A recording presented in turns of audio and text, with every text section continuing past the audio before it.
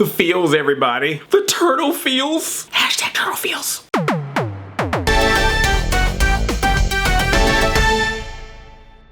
Hi, I'm Andre, I'm a black nerd with another Teenage Mutant Ninja Turtles episode recap. Turtle Power. The Invasion, the season 2 finale of Teenage Mutant Ninja Turtles. There are spoilers, lots of spoilers in this recap. This is gonna be spoilerific. Shredder, he's all sad. He makes a deal with the Kraang. Change my daughter back. I will help you take over this Earth. Tiger Claws are like, you can't trust them. They have no respect for humans. Shredder's like, I don't either. I just want my daughter back. Whatever. Destroy the world. Don't care. Raphael and Casey Jones are looking for Karai, but Casey Jones is too preoccupied spray painting a mural of what looks like a graffiti different raced April. Casey Jones are like, hey, Raph, you know, April O'Neil, does she ever talk about me? And Raphael's like, yo, dude, bro code. You know Donnie got the feels for her. He's like, hey, whatever. I don't care. I don't like her anyway, lying. Meanwhile, April and Irma are hanging out, and Irma's being all questioning. April, what are these friends you keep hanging out with that I don't get to meet? Why don't I get to meet them? And then they get attacked by footbots. So April is just like, dang it, girl.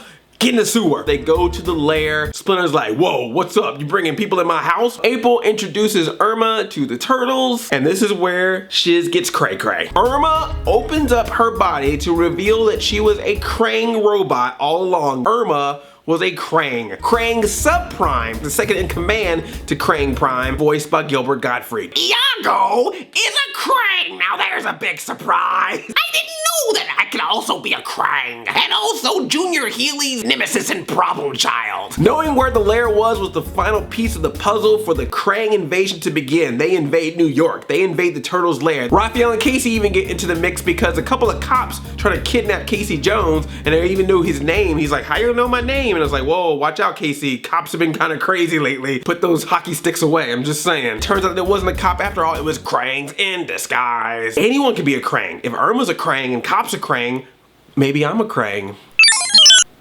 Leonardo and Donatello are fighting with each other because Leonardo wants to get out of town, but Donatello is like, no, I created this turtle mech that we can all get in and use to fight against the Kraang. Leonardo's like, I don't trust your inventions, they stupid. But then they get attacked by footbots, which separates them. Leonardo is now on his own being attacked by footbots, while Shredder, Fishface, Razar, and Tiger Claw are watching from a distance. This can't be good for Leonardo. Raphael, Donatello, and Michelangelo meet up with April at her apartment. What I loved about her apartment is if you looked at the bottom of the apartment was an antique shop called Second Time About, which you may remember was the antique store in the Ninja Turtles movie. So that was a pretty cool little nod to the movie there. So the saddest part of this episode, Donatello gets his arm shot by one of the Kraang. April's putting a bandage on it to make it feel better, and Donatello is like, you know what, this is the end of the world. We could be done here. So he starts to tell April about how he feels about her. She stops him by pulling on the bandage really tight, and she's just like, you probably shouldn't talk, Donnie. Talking will only make it hurt more.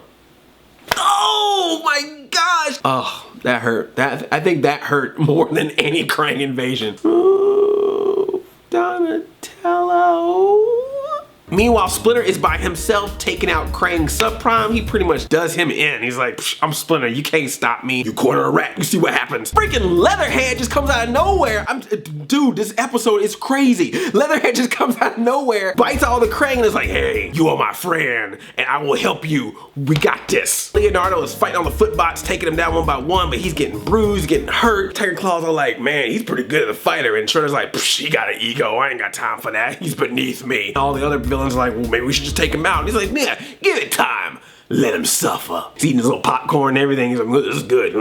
Watch this. This is a good part. Snaps his fingers. Fishface and Razar and Tiger Claw go down and beat him up as well. But Leonardo just gets mad. He just gets into beast mode. Takes them all out. It's like, what you got? What you got? And then Shredder shows up and is like, I got this. Slash! And Leonardo is down for the count. He is done. And then they find out from his turtle comm that the others are at April's apartment. So they're like, oh, we got a special delivery. And they throw Leonardo through the window of her apartment, just like the foot soldiers threw Raphael through the window in the Teenage Mutant Ninja Turtles movie. Lots of homages to the first movie in this one. Shredder walks around the corner after he's all done with that. He's like, well, I threw Leonardo. What's next? Oh, it's Splinter. And Splinter's like, what you do with my son? I take away your son like I took away your daughter. Ooh, shots fired. Splinter gets all mad. They get in a huge fight. And just as Shredder's about to put his final blow in Splinter, the most awesome thing in the world happened. Leatherhead burst through and is just biting the crap out of Shredder right in the torso, slinging him around with his mouth, throwing them down, and you're just like, oh snap, Leatherhead Shredder fight? I didn't even ask for this, but now that you've given me this is what I've always wanted. But that ends quickly, because Shredder's like, oh please, punch, punch, punch, punch, punch, punch, boop. And Leatherhead goes down and he's gone again. Oh man, there's so much going on. Meanwhile, the other turtles are running away from the Kraang, especially Kraang Prime, who's in this giant mech suit that's shooting out mutagen and mutating everybody. April's dad is all like, hey, I got some help for you. This party wagon that he used to have from back in the day when he was a hippie. But before he's able to get in, mutagen lands on April's dad and he is mutated once again. This time not as a bat, but just as a Kraang creature. Casey Jones holds on to Leonardo and drives around the party wagon to look for his family. Raphael, Donatello, Michelangelo, and April go back down to the sewers hoping they can find Splinter, and they find him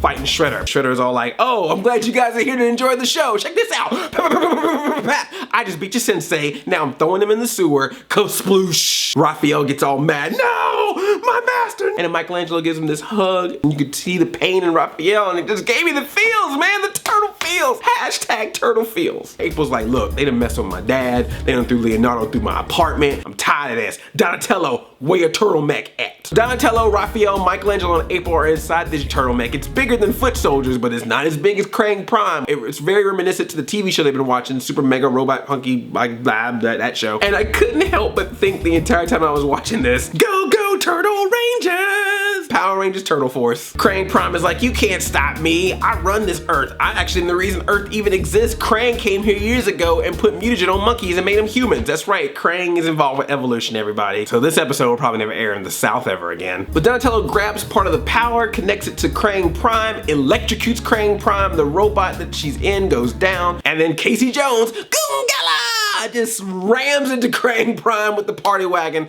They all run and they're like, we got to get the heck out of here. The turtles, April and Casey, leave New York. Splinter is drowning, but he gets rescued by Snake Karai. Takes him out of the water, tries to tap him, see if he'll wake up, doesn't wake up, then she just goes away, and that's it. Cliffhanger, yo. Man, this episode, what can I say? An hour packed of goodness, and I feel like it just touched every single version of Turtles we've seen in the past. It had elements from the 80s series, elements from the comics, elements from the movies, from the 2003 series. This was the ultimate way to end season 2. My only complaint is I'm mad that Irma was a Kraang, because now we don't have Irma anymore. What did you think of the invasion? Did it live up to your turtle expectations? And what would you like to see this series do in season 3? Thumbs up this video, and if you're new here, tickle that subscribe button. I love you like a play cousin. I'm Audi 5000. Chain chomp, yomp.